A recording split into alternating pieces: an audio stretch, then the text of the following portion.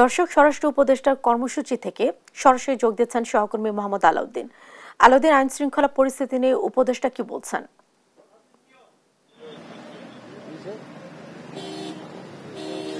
Jessica, এই মুহূর্তে আমি আছি তুরাগ থানার সামনে এবং আমরা কিন্তু আজকে জানি যে স্বরাষ্ট্র উপদেষ্টা সকাল থেকেই কিন্তু উত্তরার যে বিভিন্ন যে থানাগুলো রয়েছে সেই থানাগুলো কিন্তু পরিদর্শন করছেন। তিনি প্রথমেই তিনি বিমানবন্দর থানায় গিয়েছিলেন এবং সেখানের কর্মপরিবেশ তিনি পরিদর্শন করেন এবং পরিদর্শন শেষে কিন্তু তিনি বলেন যে জুনিয়র কর্মকর্তা যারা রয়েছে তাদেরকে তিনি একই ডিভিশনে রাখার কথা বলছিলেন, যেন কর্মপরিবেশ এবং সেবার মান যেন বৃদ্ধি পায় এবং নাগরিক সেবা যেন বৃদ্ধি পায়। সে সঙ্গে তিনি গতকাল শুক্রবার আমরা জানি যে আওয়ামী লীগের নেতাকর্মীরা উত্তরায় মিছিল করেছিল।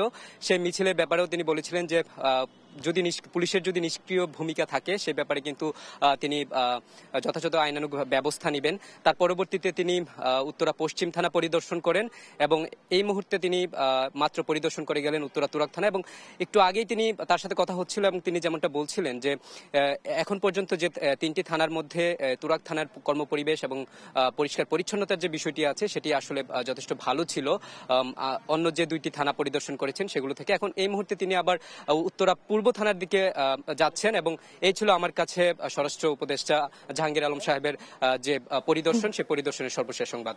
জেসিকা। আলাউদ্দিন, আপনাকে ধন্যবাদ। দর্শক, স্বরাষ্ট্র উপদেষ্টার কর্মসূচি থেকে সরাসরি যোগ দিয়েছিলেন আমাদের সহকর্মী মোহাম্মদ আলাউদ্দিন।